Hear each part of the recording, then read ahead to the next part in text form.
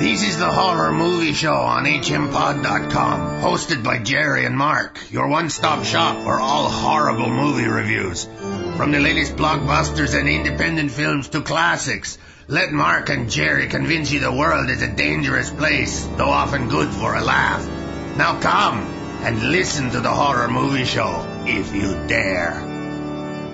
Hello there, folks. Jerry here. And Mark. Bringing you the newest episode of the Horror Movie Show on hmpod.com and iTunes and all over the place. Right. Hey, special shout out to our friend Gina over in England. Hello, Gina.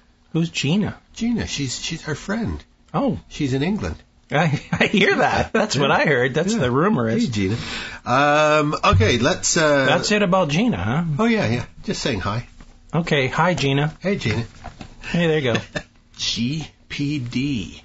GPD. There you go. Gina's initials. All right, let's start off this week, and let's talk about a new movie. No, let's talk about a game. All right. A Hasbro game. A Hasbro game, yes. So you know, silly. the makers of Battleships Yes. and the Transformers and also Ouija. And G.I. Joe. Oh, yeah? Yeah. Hasbro. Yes. Oh, my God, the Battleship movie. That was a piece of work. Well, we have another movie based on a Hasbro game, Hasbro-owned game, Ouija. 2014 movie, directed by Stiles White, written by White and Juliet Snowden.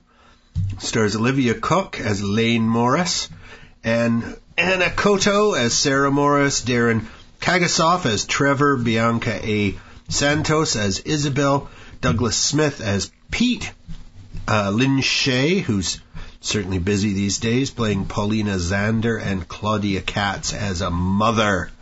Now, the tagline to this movie, which is like a slogan for advertising, some call it a spirit board. It has existed for centuries. It is used to communicate with the other side.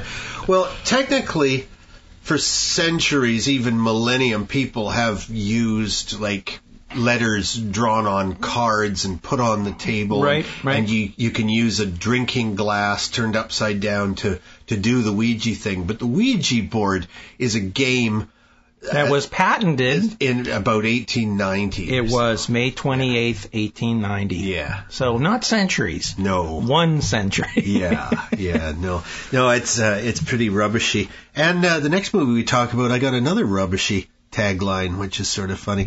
So, truth in advertising? Well, no, it's Hasbro. What do you expect? not from Hollywood. You don't get truth in advertising from Hollywood. And you want to know how the actual title is supposed to be pronounced? Ouija. It's not Ouija, it's Ouija. Ouija. And the founder of Hasbro, Charles Kennard, got that pronunciation when he asked the Ouija board how to pronounce its name. Oh, there you go. Right. Yes, it's yes and yes in French and German. Where the Ouija comes from, I don't know. So these days it's all plastic. It's, a little... I had one. Yeah, I've still got one. Got one at home. Really? Yeah. Oh, I don't make any decisions without consulting it. I tried it. That explains a lot. I tried it once with our common acquaintance, Ed, and I do mean common, and he was pushing it. He was pushing it and pushing it and pushing it. I could see him pushing the damn thing. I said, I'm not going to play this if you don't take it seriously. And you're the one who's not taking it seriously. You're the one who's not opening your mind. I'm not pushing it. I'm not. I knew I wasn't, and I could see him go, because I was just keeping my finger down to keep it steady, and I could, there was only the two of us I've played it with a number of different people, and I never moved it. Nah. Somebody was moving it. Yeah. So No. I don't know how that works. I like horror movies, Well, but I don't believe in magic. What if you're with a group of people that nobody wants to move it? Yeah, really. Well, exactly. Makes a dull game. There's an explanation given in the movie, and that is that it is a subconscious thing, and that when a question is asked, the group, whatever the group is, there will be an answer that they all want or a majority want, and so it will subconsciously, their body will move the muscles and move the board and so on. Yeah. Planchette, as it's called. But, it's about as supernatural as dowsing, It's, What's dowsing? Dowsing is where you have that Y-shaped stick. Oh, okay. Or metal rod or whatever. Water finding. And it finds you water magically. Yeah. Okay, now here's the thing about finding water magically. If you dig straight down anywhere, eventually you will hit water. The water table. Yeah, eventually. So, bullshit. Okay, so Ouija, the movie. This is about a couple of girlfriends who, when they're very young, they play Ouija, and they half believe it, as kids will, and they have their little set rules, like you never end the game without saying goodbye, you never play by yourself. Right. So what happens, but one of the two teenage girls finds in the attic of this old house that she lives in a Ouija board and planchette, and she plays it by herself, and she probably didn't say goodbye either. I don't know. And Ouija winds up bringing a demon back, or at least focusing a demon that's already in the house. So it's sort of a haunted house to begin with, and then the Ouija board acts as a gateway. But it's so silly because it's very unoriginal. That's exactly how the gate opens in The Exorcist as well. Reagan is playing with a Ouija board, and that's how the demon gets into her. There you go. Yeah. Maybe it's the same demon. All right. Well, yeah, Captain Howdy. Well, you tell me, what do you think of this movie, Mark? I thought it was a little slow. Mm-hmm. I thought that people are dropping left, right, and center, and there didn't seem to be a lot of cops around. Nobody seemed to care. Yeah. It's like, another one. Oh, well, the counselors at school seemed to care. Yeah. Oh, another of your friends died. Do you want to go to counseling? Yeah. Well, that's their bread and butter. And when they figure out that something is happening, they don't seem to be that concerned. Ooh. About it, and until they're being chased around the house by a presence, right, and then they seem to care. Yeah. But up to that point, it's like, let's get together and we'll have another seance, and we'll see if we can contact this person. There were moments in this movie that weren't bad. Right. There were a few twists. There's some nice scenes. It's not as bad as, say, Insidious. No. Which I didn't like. So for what it is, I think it was like Hasbro is trying to make another couple bucks from another board game. Right.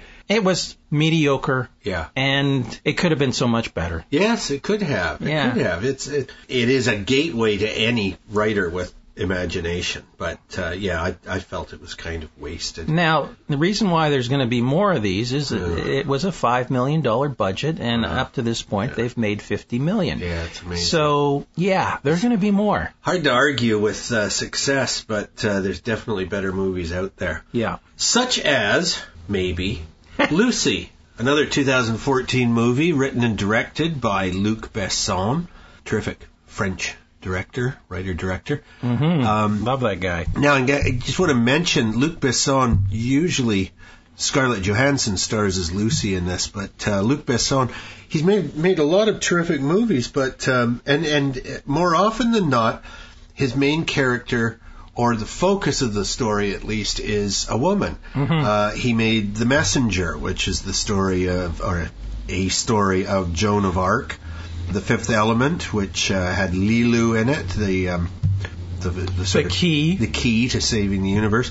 La Femme Nikita, of course, about the spy. But I'll tell you, the first movie I ever saw of his, and it's the first feature he ever made, Le Dernier Combat, The Last Battle. The weirdest post-apocalyptic movie I've ever seen, barring Delicatessen. Ah. This movie, black and white, all in French.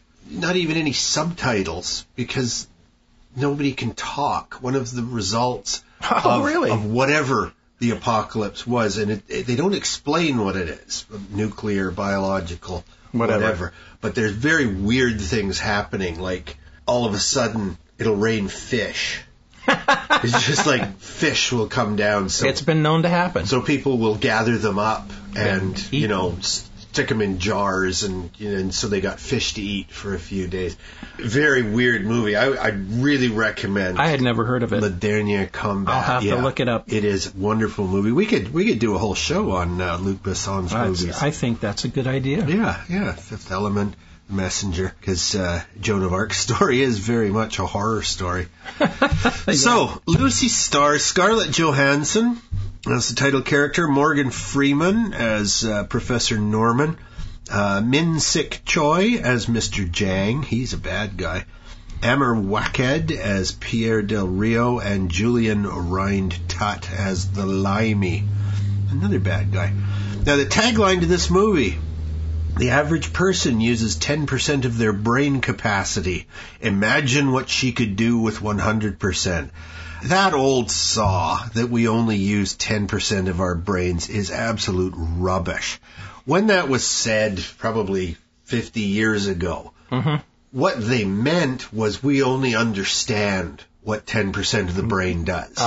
You can't scoop 90% of the brain out of the body and expect to be the same person. Yeah. It isn't. It's absolute nonsense. I was surprised that a well-made movie like this would use that as its tagline, because it's nonsense. We don't walk around not using all our brain. We're using all our brain. Some people have a more efficient brain. Some people maybe have access to more of their brain. Yeah, there have been known incidences where the brain gets injured and the brain compensates. Yes, it can. It actually reroutes. It's more elastic than we used to think. Yeah. But that still has nothing to do with this 10%. Yeah. It's like it's just empty space. I'm sorry, it's doing something. Yeah, it's just waiting to be filled up with stuff about cartoons and. I hope so. And fast food. I need to access my brain more because I'm forgetting way too much. Oh well, that's different. That's not an access problem. That's a hardening of the arteries problem. Hey, my arteries are just fine. There you go. My synapses that are gone. They're degrading by the moment. Oh, always. Well, we'll try and get through this review, and then you can turn into jelly in the corner. No, honestly, I can then just forget about the movie. If I want to know what it was about, I'll just listen to it again when our old podcast. The story of Lucy is that the young woman has a boyfriend, and she is being cajoled and pushed. And actually, she only knew him for a week. I know. She's got this new boyfriend, and he wants her to deliver a briefcase to what's his name, Mr. Jang, something like that. Mr. Jang. Yeah. Eventually, he handcuffs her to this damn briefcase, so she's stuck, and he forces her to go in. Well, now she has to go in because Mr. Jang is the only one with a key, she's told. So Lucy goes in. She tries to give over the briefcase. While she's in there, she sees her new boyfriend being murdered outside the lobby glass walls. So now she's in their clutches, and what they do is they take her upstairs and they cut her belly open along with some other volunteers. There's a few things that happen before that. Yeah, the important thing is that they cut her open and they stuff her full of a very weird new drug. Blue drug. Yes, blue crystalline drug. So they sew her and the other non-volunteers up, and they send them off. But before they get going, at least before she gets going, she gets beaten up by one of the guards. Now, why did he beat her up? Because he's an idiot. He's a sadist, and not only did he beat her up, he goes and kicks her in the stomach, right where they just sewed her up. Yeah. Well, he might not know that she just got stitched up. She is dressed and all. Yeah. But in any case, the bag of drugs ruptures, and while it's an overdose that will kill her within a day or two, the effect of this drug is to make her super intelligent, to increase her brain capacity. Her use, whatever the hell that means. Her useful aspects of her brain are increased to, they go up by percentages every second. So by the end of the movie, she's operating 100%. And the idea is explained by the professor, played by Morgan Freeman, who says, well, We hypothesize. Judging by what I just made up just now, a person at 35% would be able to use their mind to open and close desk drawers. And at 51%, you'd be able to cook an entire gourmet meal using just your feet. And, it's just these stupid things that he's making up. Okay, he didn't say any of that. Nobody's ever done any of this. He's just hypothesizing. I don't know what you would base this on. Well, he bases it on, he goes back to the prehistorical man who was only using 2% of the brain, and then they could do this much. And now we have 10%, and we can do this much. Dare I say this movie is not based on hard science? No, nothing like fantasy. That. But at the same time, entertaining as hell. Oh, yeah, it's fun. It barrels right along. I love the fact that as they are talking about certain things, they'll show you clips of things in the world representing what they're talking about. Violence, so it could be anything. Whatever. It could be the birth of a lamb or the killing of a... And I love the way when she was in the bank or whatever that place was, that she was delivering the case to... splicing in the cheetah in the gazelle of her getting trapped. The hunt and the prey and the pursuit and the hunter. Yeah. It was wonderfully cut together. And beautifully. It was beautiful. Well, Besson makes really beautiful movies. They don't necessarily hang together 100%. No. Like the Fifth Element, for example, all the crap that goes on that luxury space liner, I thought was, for comic effect.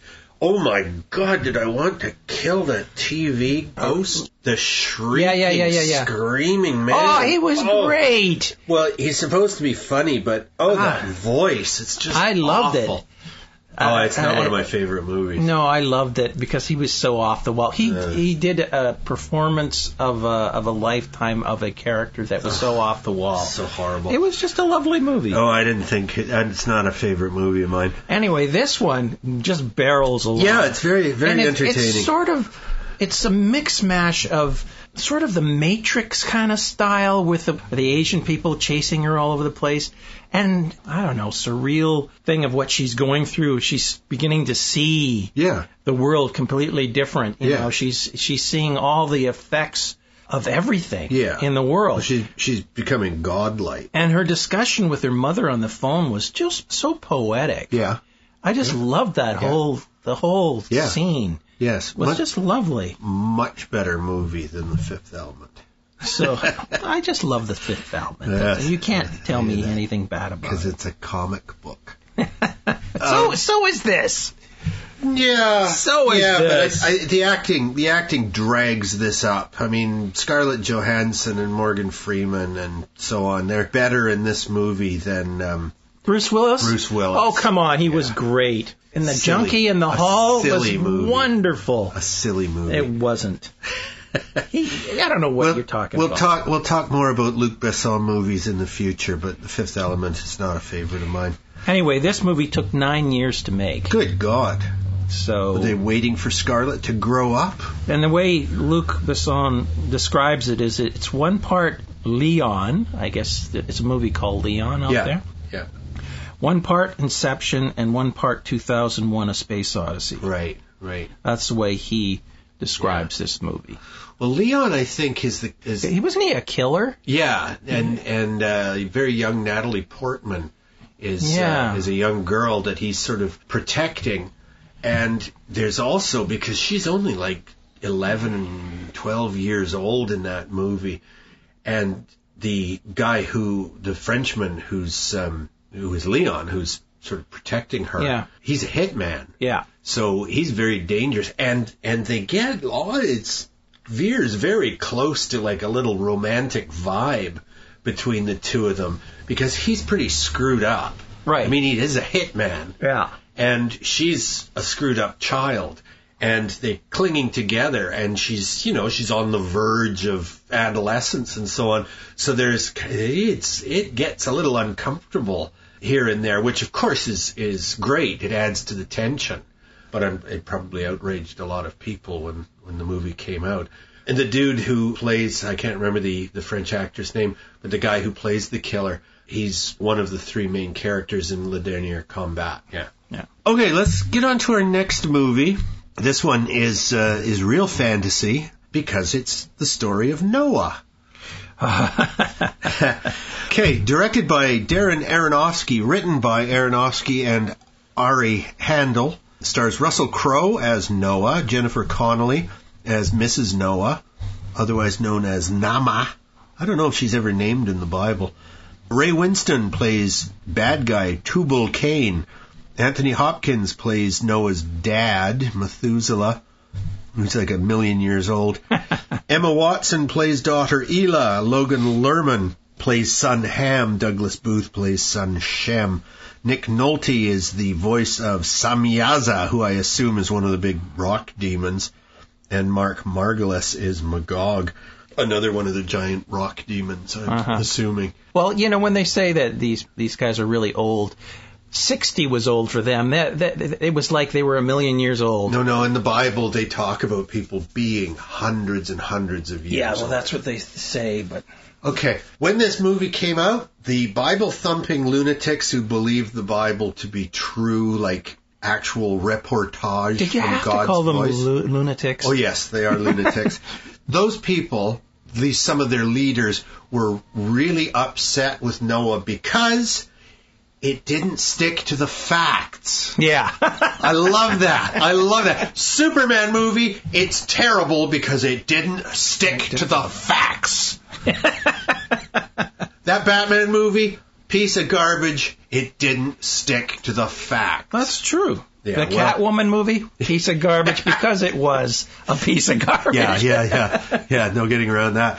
So, they go way past the strange but, mythic and beautifully, wonderfully created story of Noah in the Bible. Yeah. Although, God who makes the world, makes all the people in it, has ultimate, absolute power over everything, knows all the sins that we're going to commit, and still makes us so that he can kill us in a horrible way later on and send us to hell. You really have to wonder if that's a good God. Well, I've always kind of suspected he was a little crazy. Yeah. Well, no, let's put it this way. I'm a scientist, and I set up a petri dish. I call it Earth. And I put some enzymes or embryos or whatever you want in there to let them grow, spores. And they start growing in a way that I don't like, and I go, I'm going to start all over. No, but if you knew that they were going to go bad. Yeah, who says he knew? He's God. He's omnipotent. He's omniscient. He that's what we say. Beyond time and space. That's what we call him. Well, what we say, because we don't know. We've never met the man. He can drown everybody on Earth in one fell swoop. I would say he's all powerful. That's the God we're talking about. Yeah, but all right. Apart from God being a sociopath and a psychopath, so he makes Noah a monstrous murderer. Noah's a sociopath. Let's also look at the giant rock demons. Who the authors of the Bible left out, I guess. But this is to explain how Noah could create a ship of 80 cubits or however big this damn ferry barge is. Yeah. Because he couldn't, not with 2 sons and a little skinny daughter who's like pregnant the whole time anyway. So, let's have some giant rock demons come along and they'll be pals with Noah. And not at first, though. But rather than just instead of using them just as protection and workmen, why don't they turn on Tubal-Cain and the other bad people and clean them up themselves? Sure, why not? Why let God drown the world? And does that mean that the poor rock demons get drowned too? Because I really hope they were okay. They don't breathe. They're made of rock. But they talk. That means there must be some exchange of gases. You think? No, I just thought the whole idea that, and the reason Noah's apart from everyone else in the world. Yeah, Mr. Goody-Goody. He just doesn't trust anybody. He just vegetarian. And anybody that happens to come by, he's willing to off them, I think, just to get rid of them. Yeah. I mean, not a nice guy. He's willing to sacrifice all of humanity to purge the world of basically all humans. What do you mean, Noah is? Yeah. Noah's not making these decisions. Well, yeah. No, he isn't. He's God's servant. He's just there to do what God tells him to do, which is to build the ark to protect the animals. No, wait a minute. Wasn't there some sort of dialogue where God kind of gave him the authority to do with what humanity that he wanted? No, the only choice Noah had was to do what God said, or all humanity dies. The only choice Noah has is to go along with God's plan to save a small part of humanity. Yeah, but at one point in the movie, he decides that they're all going to die. What do you mean, his family too? Yeah. Well, that's Noah's decision. Noah isn't the one bringing the flood. Noah's not the one killing everybody. Yeah, that's but it was God. Noah's decision to kill his family, therefore all of humanity. Yeah, but he doesn't. Well, yeah, we give it away, why don't you? Yeah. No, but I don't know what you're going on about. I'm saying he made that decision to kill all humans is God's decision. Yes, but he decides that his family isn't going to make it either. Yeah, I know. But then what are you going to have? Like 50 generations of inbred monsters from Noah's loins. Oh, they don't explain that in the Bible. Of course they don't. They don't. Much the same as animals, I'm sure won't survive if there isn't enough. Yeah. Well, perhaps this is why we lost the ability to live for hundreds and hundreds of years, because we are the horrible, monstrous offspring of first Adam and Eve and then Noah. Yeah. Adam and Eve were immortal. Yeah. And they got kicked out, but they were still living for hundreds of years. Noah's... Does it ever tell you what happened to them? To Adam and Eve? Yeah. Yeah, they retired to Florida. I knew it. Condo. I knew it. Because they were Jewish after all. Yes, and we all know that this is really the third tribe of the Jews or something like that. Don't even go there, in North America. Yeah. Okay. Now, I liked Noah. I thought it was a good fantasy movie. It could play along with, The Hobbit or something, because it is just that silly a story. I mean, drowning the entire world.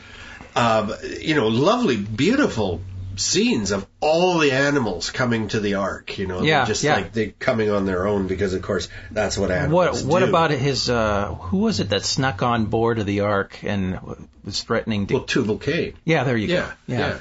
The leader of the bad guy. Yeah, so there's a whole thing that wasn't in the Bible. One of his sons, was helping the baddie Tubal-Cain. No, I again, as I say, this is what a lot of the Bible-thumping, true-believing, born-again lunatics... Sorry, did I say lunatics? I meant maniacs. Sarah Palin, that crowd, what their objection that this didn't stick close enough to the factual biblical story. Yeah. Well, you might as well say, again, Lord of the Rings didn't stick close enough to the facts. Well, that's true. The Hobbit because these are fantastic stories, and they should be taken as the myths that they are, the beautiful, complex, important myths that they are, not news stories. This is not CNN. I know. Well, we know that. Yeah. I know that. The rest of my family doesn't know that. No, lots of people don't know that. Well, it is amazing to me how little progress we've made. We send people to the bleeding moon, but did we? Yes, of course we did. But you can't find a town in the southern U.S. that doesn't have its share of nut bars, Well, you have it everywhere. It's not just the South. It's everywhere. Yeah, I know. But people like us who talk English and had educations, and still these people can't get beyond their childish rantings. Yeah, and a lot of these people are educated. Well, that's what I mean. Yeah.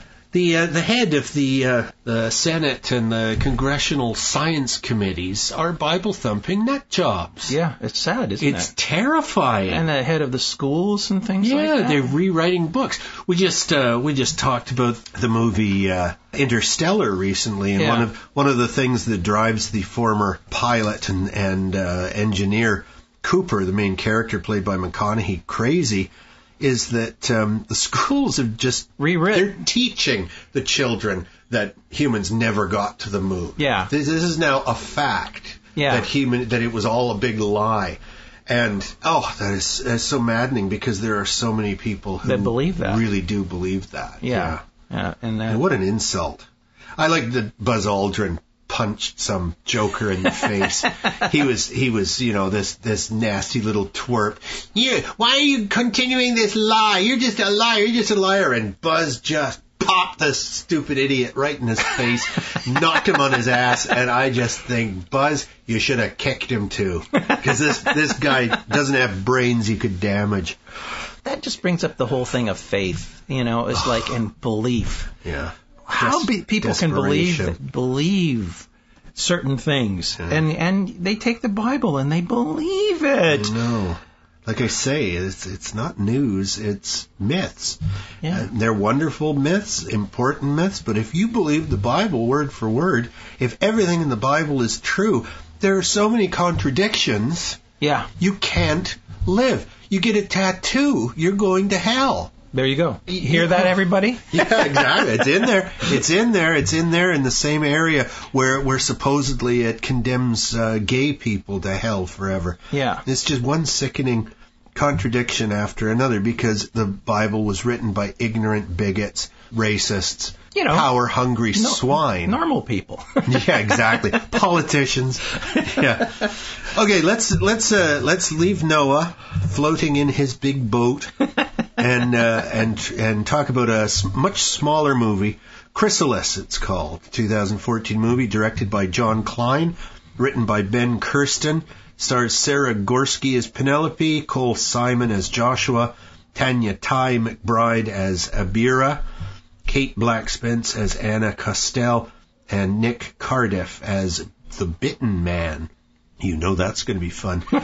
So this takes place some years after a biological outbreak or war or whatever, an apocalypse, which has left a lot of people very close to zombiehood. Yeah, I love the description that they give on how the cities were attacked in a certain order and when they were attacked and which cities were attacked first, and the subway systems being the carrier of the moisture that this contagion thrived on to go from person to person. So, it's like another apocalyptic evil war, biological warfare kind of thing. Been there, done that. Yeah. And it's basically about two people trying to survive. Yeah. And meeting up with a number of other people. They're getting along not too badly, the couple. Joshua and Penelope. Yeah, they're doing okay because the plague victims are dying off and the world is sort of calming down. And there's a chance that things can get back to normal. But then they wind up traveling with some other folks, including this other young woman. Yeah. The phrase Typhoid Mary springs to mind because she's been attacked and bitten and survived. But she doesn't tell people exactly what the outcome of this is, which is that she's a magnet.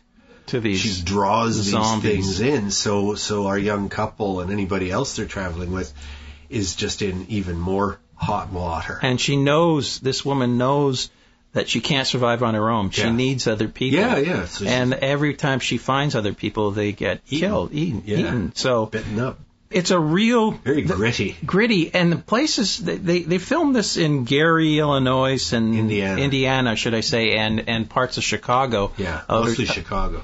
And it just looks desolate. Yeah. I mean, I was wondering, where did they find these places? Because it looks like an apocalyptic landscape. Yeah.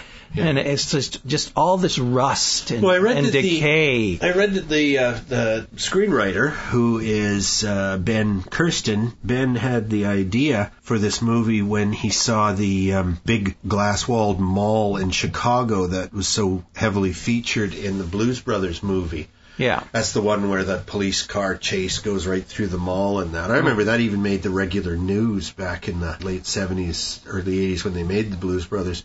And this mall has just fallen into disrepair. It's gone now. In fact, it was gone before they started filming. But it was seeing the desolation of this broken down old mall, which, up until recently had been a big thriving business. And that's what gave him the idea that, Chicago in disrepair and ruin. Mm-hmm. I didn't dislike this movie. It's a slow movie. Slow. And it's a little slow, and it's also not too original. So, if I hadn't seen 3 or 4 movies in the last year or two that are too much alike, then I would have liked this movie more. What bothers me about this, and this isn't just them that did it, but, it's like if you get bitten, you get changed, right? Well, yeah, so usually. When they're beating up these things and blood is splattering it onto their faces, I'm going, how's that any different than getting bit? Yeah. The blood's getting in your eyes, it's getting in your nose and your mouth. Spit it out of their mouth at one point. Yeah, and I'm going, geez, Yeah. Well, like bleeding vampire movies, they've got their little silly rules, and they break them and bend them and make up new rules all the time. But certainly The Walking Dead got around that by saying they're all infected. Yes. You just have to die and you will come back. Yeah. You die of old age, you're going to come back. Yeah. It doesn't matter. Whereas these ones, you get bit and you become. Yeah. So if you get blood in your system, it would be the same thing. Well, you never know. I mean, you can drink rattlesnake venom and it doesn't hurt you. You get it under your skin and it can even kill you. Mm-hmm. It's very different. The mechanisms are very different. You can be in your body but not exposed to your bloodstream. Well, what I'm saying is if it goes in your eye... Not necessarily. You'd have to have an open wound in your eye. You got tear ducts and things like that. It can go right up there. Okay, again, the tear duct doesn't lead into a vein. It's outside the circulatory system. It's part of the water system. Oh, Mark. Which is part of the blood. The water system. You're maybe thinking of the lymph system, but that's different from the bloodstream as well. There's various systems in the body, and the blood nourishes the body, but it doesn't mean that there's blood leaking all around your body. Your sweat comes from your blood, right? No, the water is transported around your body in the blood, but through osmosis, it goes into your cells. But your cells aren't full of blood. That's your capillaries and your veins and arteries. They're full of blood. And that's a different system.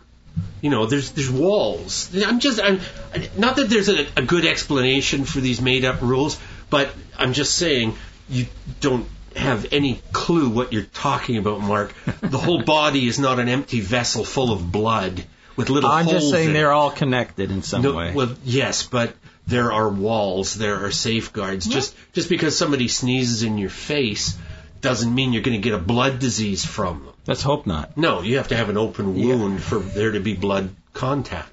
Well, what about the Ebola stuff? It's like you have to... But they're saying that you have to basically eat somebody's feces in order to get it. Yeah, that's a charming thing to talk about. Let's hope our listeners are eating while they listen to this. Yeah. Well, again, don't believe most of what you hear about Ebola. To me, this is a nice, very low budget. It's not a bad movie, but at the same time, like you said, nothing new. No, nothing special. Okay, let's. Here's one that's bad. The Bunnyman Massacre, 2014, although I also saw the year 2012 put on this one. So, whatever, it's come out. It's a sequel from the 2011 Bunnyman movie. Bunnyman, yes, The Bunnyman, I think it was called. So, this is The Bunnyman Massacre, also known as Bunnyman 2, written and directed by the same guy who's responsible for the first one, Carl Lindbergh. I was thinking while I was watching it, this is the Lindbergh baby, and a hideous baby it is, too. So, actors are David Scott plays Joe, Marshall Hilton plays Sheriff Clint Baxter, Joshua Lang plays the Bunnyman. Just want to give a mention to all the actresses in this movie. Julianne Dowler, Jennifer June Ross, Heather Daly, Stephanie Estes, Jamie Bernadette, Kate Bowen, and our friend Maria Olsen. Oh my goodness, they all die. All die. Usually in a most horrible way. One of the reasons I wanted to watch this was that Maria Olsen, who's a friend of our show, she's in the movie, but she's the bus driver. She's gone in like the first 20 seconds. And she goes quickly with like a shotgun blast. No, So- I mean, it's like that was the thing about these murders is that they're very quick. It's like hack, slash, bang, gone. Oh, well, some of them are, but some of them are. I mean, the girls are tortured for days or whatever. We don't know exactly how long. All it is a pair of hillbillies, one of them horribly, horribly mutilated, who wears the bunny costume all the time. And the other guy is a better actor, and he's like the chief lunatic redneck hillbilly. Redneck, yeah.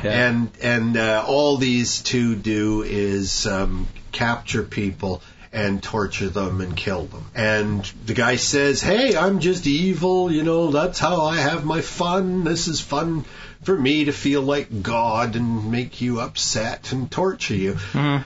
And, all right, so at least he's honest. He knows himself. Yeah. So you got to admire his intellectual honesty.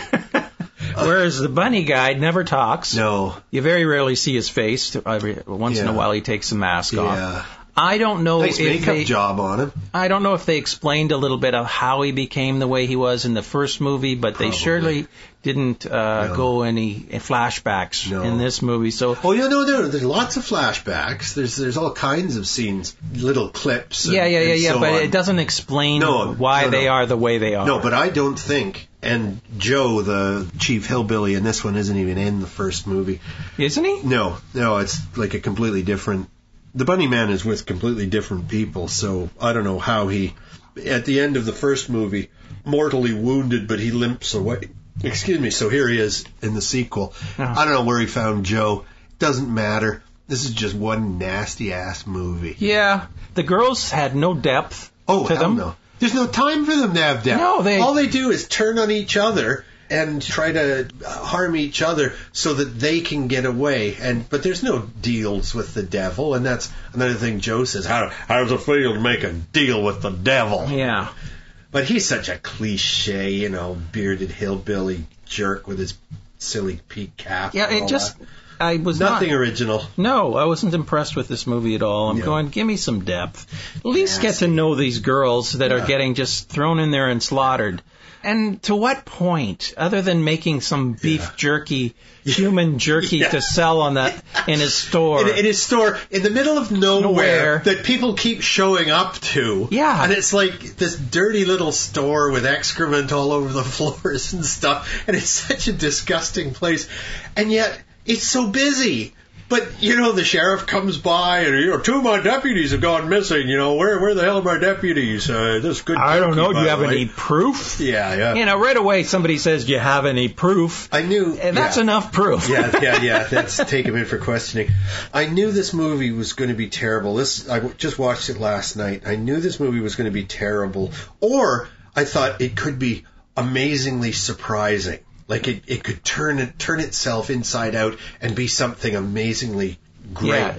But I figured I was in trouble when at the very beginning, the very first shot is a school bus in the distance. Yeah. And it's approaching the camera in real time. Yeah. And it's like 30 seconds. No sound, no music, just a school bus approaching the camera. And I thought, uh-oh, this guy does not know how to edit for brevity, move things along, action. It's even worse, the back and forth dialogue between the sheriff and Joe. Yeah. And somebody will say something. Joe will say, well, I didn't have anything to do with it, and the camera stays on him.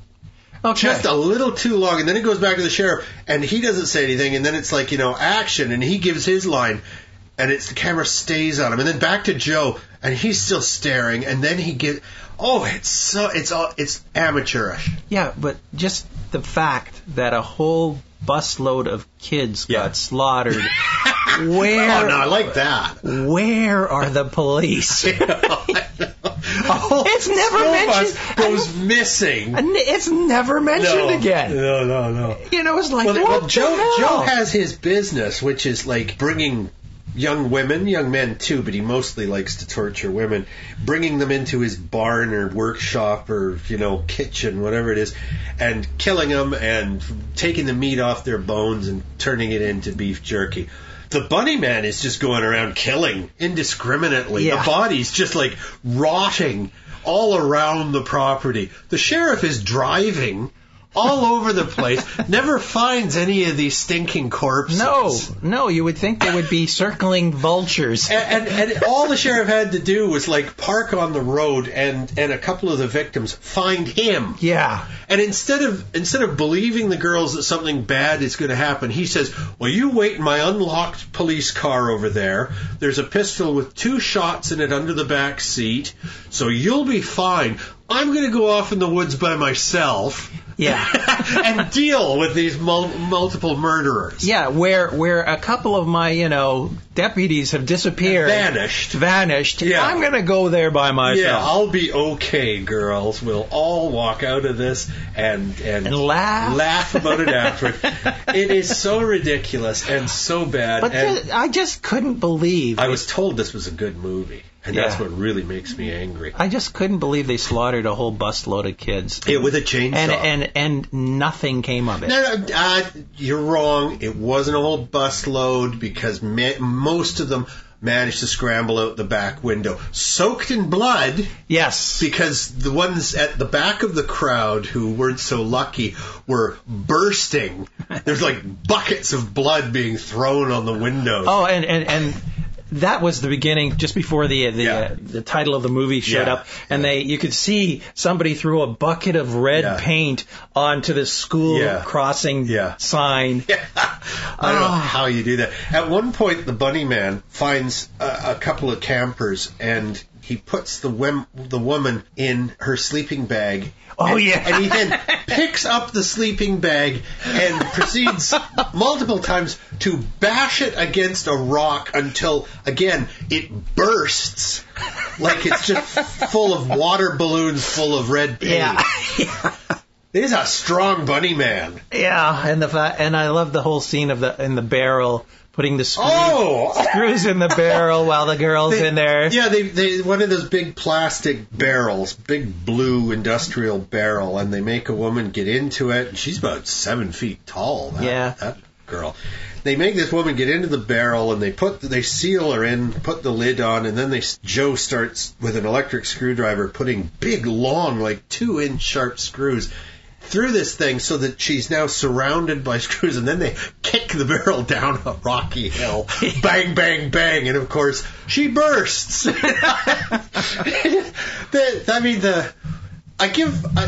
one thing that I liked was the costume, the Bunnyman costume. Yeah. The guy wearing the costume, when he's being told something and he cocks his head a certain way and he's got like this Easter Bunny cuteness to him. That was sort of amusing. Yeah. But just a little bit amusing, and by no means, unless you just want to watch torture porn, this is not a good movie. And it's not even good torture porn because there wasn't enough torture. Yeah. If you like that kind of thing. Yeah. And the other thing I liked was when they're sitting there to dinner and he's trying to feed a real bunny some of the jerky. Yeah. And I love the thing he says. He says, how many bunnies are you going to kill with that stuff? And then he picks up the cage and just hucks it across the room. The Bunnyman does. No. Yeah, no, the Bunnyman grabs the cage when he's been frustrated. You watch it again. The Bunnyman picks up the cage because he's so angry and he throws it at the wall. That wasn't the Bunnyman. Yeah, it was his Bunnyman friend. No. Joe is laughing at Bunnyman. Joe's laughing at the Bunnyman, and Bunnyman loses his temper. I don't remember that because I watched it last night too. God help us. And no, the Bunnyman has bad temper. Joe is always riding the Bunnyman. He is always. I was expecting the Bunnyman to off Joe a couple times. He did. Well, all right. Oh my gosh! I hope we haven't ruined it for anybody who wants to watch it. All right, one more movie. And this, I'm sure, could be called torture porn as well, but it's a better movie than that. Oh, yeah. Very surreal movie. It's from 2008. It's called Martyrs. It was written and directed by Pascal Laugier. It's a classic of its kind. Stars Morjana Alaoui as Anna, Mylene Jampanois as Lucy, Catherine Begin as Mademoiselle, Robert Toupin as the father, Le Père, and Patricia Toulin as La Mère, the mother. And it is a foreign movie. It is a French movie, oui, and it is ghastly. But good gas. Oh yeah, no, it's an excellent horror movie. So it begins with these two young women, and they're friends, and we get lots and lots of flashbacks, so we understand that they met up in what is essentially like a loony bin. Yeah. Right, an asylum of some kind. And the grimmer of these two girls, one of them seems, relatively normal, and the other one is so grim and angry, and she was tortured when she was a kid, and she now wants revenge, and they're back in this house. But the older girl, I think of her as being older, the more tortured girl is also either deluded, going insane, or already insane, because she's like seeing monsters attacking her and is always like getting cut and bashed and broken and bruised. And she thinks it's some demon doing it to her. The other girl thinks it's her doing it to herself. But it really comes down to madness. Yes. Madness and possession. Mm-hmm. And of course, I'm really not going to give this away, but there's a twist in the story which I really didn't see coming. Yeah, neither did I. No. Very, very weird. Hard movie to watch, though. Very good. Yeah, well, one of the girls dies, and then the other one goes on a revenge thing. Well, the angrier girl dies, and then her friend, who seemed to have it together early on. And you're kind of wondering what's real and what isn't real, because she literally walks up to this house, and this family's having breakfast, and she walks in and slaughters them all. Then you find out that she's accusing the parents of torturing her. That's the mother and father. And through this whole ordeal, you're wondering, okay, is she imagining this? Because this seemed like a real normal family. Yeah. And then you find, well, what's underneath the house. Yeah. And then it gets weirder. Oh, yes, yeah. Even weirder after you find out the weirdness. Yeah. So, really great movie. Something that you have to experience once. Black is a horror movie. It's not a feel-good movie. No. Definitely not, but well worth seeing. Yeah, it really made a splash and continues to resonate with horror fans. It's a difficult movie to watch, but excellently made. And, subtitles, whatever, didn't bother me. No, there's not a lot. It's pretty grisly. It is. It's very gruesome. And it's all got to do with, oh, man. I mean, like you said, I don't want to give it away. But, no, we can't. But it's really got to do with, weirdness. Yes. It's analytical weirdness. It's very peculiar, real. Well, I mean, there's a whole, being French and all, there's a whole sort of existential angle to it, where the whole horror of simply being alive. Yeah. It can be argued that all life is torture. Yeah. But the torture that these girls go through is it's shocking, and I'm not easily shocked. Yeah. I'm usually bored. Yeah. This movie is not boring, that's for sure. And when towards the end where there's that twist, you're looking and you're going, oh my God. Yeah. What the hell? Yeah, but it's unbelievable. Terrific. Yep. But just know what you're getting into. It's a harsh movie. It's grisly, yes. And gruesome, yeah. Okay, so Ouija, would you recommend or not, Mark? I'd say it's not a must movie. Right. Nah, I wouldn't recommend it. Yeah, I'd say it's okay for a Friday night. Have your buddies over who like horror and watch. Probably good for girls too, because that's the main characters. Lucy, loved it. Yeah, I very much enjoyed it too. Noah, I thought it was a different take on an old story. Yeah, very different take. I'd like to see more biblical stories done as fantasies. Yeah. Which is their myths. That's what they are. If you can make a movie Troy about the ancient Greek myths, why not the ancient Judeo-Christian myths? Yeah, sure. Yeah, absolutely. And of course they have. I really, really don't think the Ten Commandments is like watching a newsreel. Charlton Heston as big blonde Moses, I don't think so. They're redoing Exodus. Exodus about the Israeli army? No. Because that's what Exodus is. It's a Leon Uris novel. Isn't that a book? Oh, it's in the a book in the Bible. Oh, yeah. Yeah. Okay. But there is a movie called Exodus based on the movie. We're talking about the Bible, Right. Exodus. They're redoing that movie. Well, there isn't a movie about the Bible called Exodus, but the Ten Commandments part of that is from the book of Exodus. And they are going to redo that. They're redoing the Ten Commandments. Moses is coming back. Yeah. Oh, well, they did it as an animated musical not that long ago. So. I hope they have a chorus line in that. The thing about biblical movies is there is an audience for them. It's like making a comic book movie. There is an audience already there. So you make the movie, people will come and see it. It may not be a huge hit, but there is already a dedicated audience. Well, but then you got blasphemous stuff. That's exactly.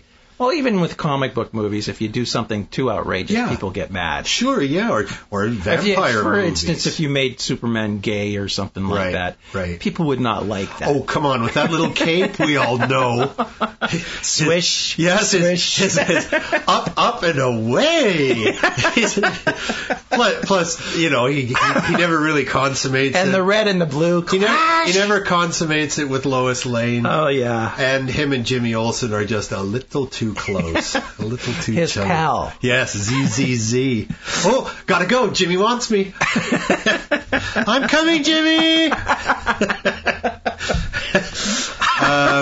Chrysalis, nothing special. Nothing special. It's, another apocalyptic kind of thing. Yeah, it's all right. It's not a bad movie. It's just run of the mill, and there's been a million of them. If you like that sort of thing, watch Walking Dead. Yeah, that's true. Yeah. Bunnyman Massacre, avoid it as if you would avoid being bitten by a plague victim. Yeah. Yeah. Terrible. It's just terrible. As much as we make fun of it and it sounds like something that you might want to see, it isn't. No, it's not a lot of laughs. It's just disgusting. It's just stupid. Yeah, stupid and disgusting. Martyrs, on the other hand? Yeah, I mean, now they're black and white. Yeah. Both movies filled with violence, ultra-violence, buckets of blood, and yet Martyrs is well acted, well written, well directed, well made. And well thought out, yeah. And Bunnyman 2 is a piece of trash. Yeah. Martyr gives you something to really think about. Oh, yeah, it's deep. It's very deep. It's deep. It's horror. It's science fiction. It's a waking nightmare.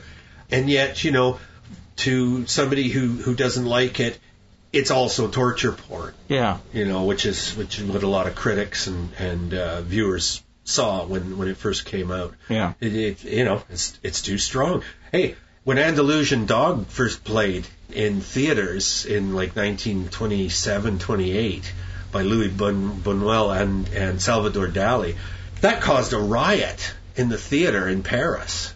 Uh-huh. And just because of the weird, surreal images in that, and they had a razor supposedly go over a woman's eye. Well, it cuts to a shaved sheep head, and you see the eyeball being cut, and jelly pops out, and that caused a riot because people in those days were so naive about effects in film. They just assumed that it was real. They really sliced a woman's eye up. So riot time. Plus, I think it confused and angered them. Being much like anyone who's confused gets angry. Yeah, angry, yeah. Okay, folks, so that's it. We'll be back next week with something